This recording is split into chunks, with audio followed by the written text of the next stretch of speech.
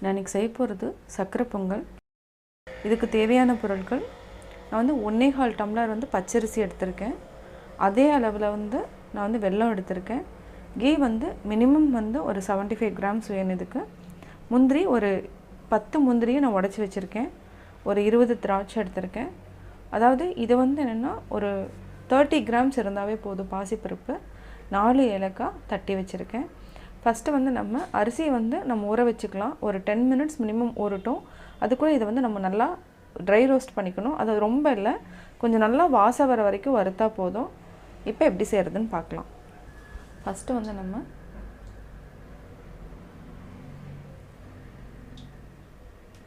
Key ஒரு table spoon விட்டுட்டு முந்திரி திராட்சை ரெண்டையும் நம்ம வறுத்து தனியாக எடுத்து வச்சுக்கலாம்.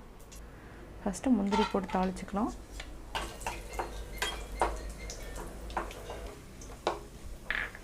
அதே மாதிரி திராட்சையும் நம்ம போட்டுக்கலாம்.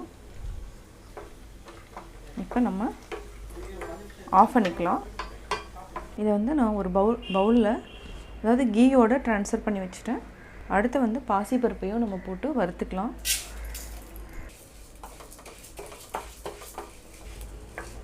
இது வந்து வாசம் வந்தோடனையும் நம்ம ஆஃப் பண்ணிக்கலாம். போதும், இது பொன்னிறமாக நல்லா வதங்கிடுச்சு. பார்த்திங்கனாவே தெரியும், நல்லா ப்ரௌன் ஆகிடுச்சு. இப்போ நம்ம ஆஃப் பண்ணிக்கலாம். இதையும் வந்து ஒரு 10 மினிட்ஸ் வந்து ஊற வச்சுக்கலாம். இப்போ வந்து நான் 1/2 டம்ளர் தண்ணி ஊற்றிருக்கேன். இந்த வெல்லத்தை நம்ம அப்படியே போட்டுட்டு நல்லா கரைச்சிக்கலாம்.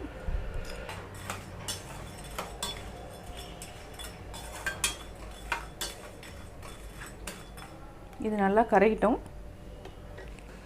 இப்போ நல்லா கரைஞ்சிருச்சு. இதை வந்து நம்ம வடிகட்டி ஒரு பவுலில் வச்சுக்கலாம். நம்ம இப்போது குக்கர் வச்சிட்டோம். ஃபஸ்ட்டு வந்து ஆல்ரெடி இந்த கழிஞ்ச தண்ணியே இருக்கும், இதை வந்து ஊற்றிக்கலாம். இப்போது பருப்பும் தண்ணி வந்து இன்னுமே ஊற்றலாம்.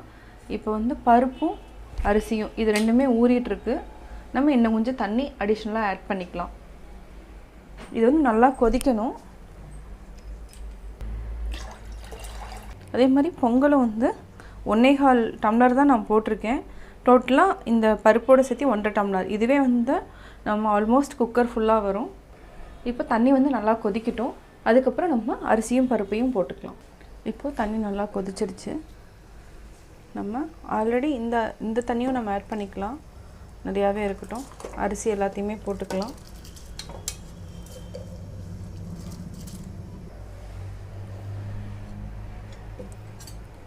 இதையே நல்லா மிக்ஸ் பண்ணி விடுங்க.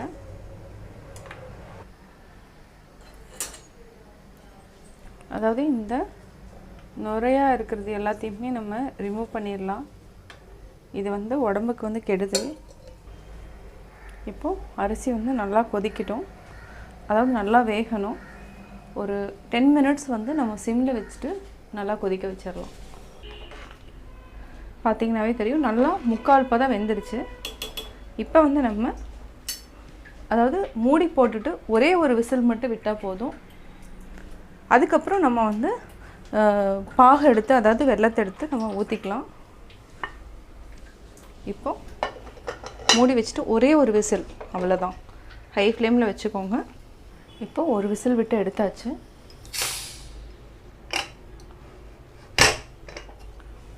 இப்போது சாதம் வந்து இந்த மாதிரி வரும், நல்லா குழஞ்சிருக்கும். இதை நல்லா மிக்ஸ் பண்ணி விடுங்க. இப்போ நம்ம திருப்பியும் பற்ற வச்சுக்கலாம். ஏலக்காய் வந்து 4 தட்டி வச்சுருக்கிட்டையும் நம்ம ஆட் பண்ணிக்கலாம்.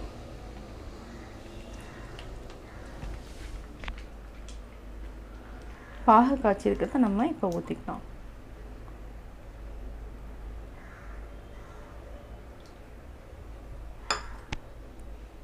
இதையே நல்லா மிக்ஸ் பண்ணி விடுங்க.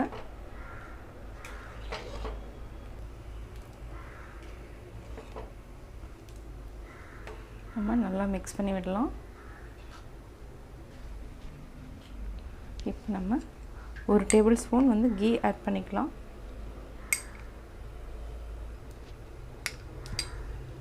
அப்படியே இதையும் நல்லா மிக்ஸ் பண்ணி விடுங்க. சிம்மில் வச்சுக்கோங்க.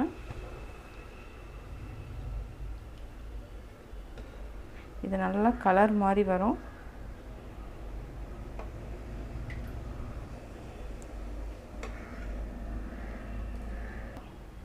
இதை வந்து ஒரு 5 to 10 minutes வந்து சிம்மில் வச்சுட்டு நல்லா கொதிக்க வைங்க. இப்போது பொங்கல் ரெடி ஆகிடுச்சு ரைஸ் குக்கர்லாம். இப்போ இந்த பதம் இருக்கிறப்பவே நம்ம ஆஃப் பண்ணிக்கலாம். ஏன்னா இது வந்து நீங்கள் வெளியில் வச்சிங்கன்னா நல்லா இறுகி கெட்டியாயிரும். இது கரெக்டான பதம். இப்போ நம்ம முந்திரி திராட்சை இது எல்லாத்தையுமே மிக்ஸ் பண்ணிக்கலாம்.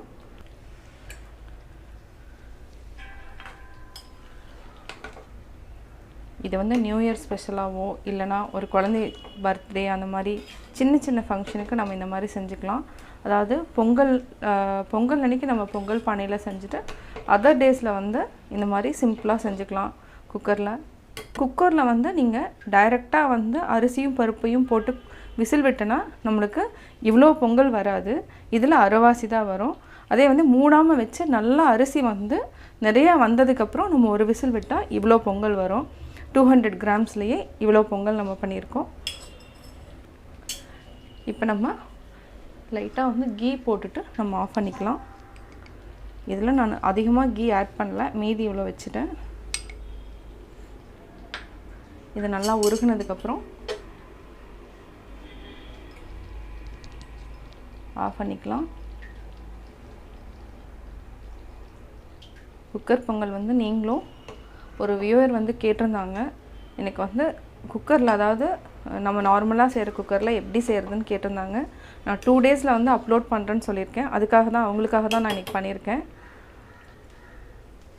நீங்களும் வீட்டில் ட்ரை பண்ணி பார்த்துட்டு உங்களுடைய கமெண்ட்ஸ் எனக்கு சொல்லுங்கள். பிடிச்சிருந்தால் லைக் பண்ணுங்கள். மறக்காமல் எங்கள் சேனலை சப்ஸ்கிரைப் பண்ணுங்கள்.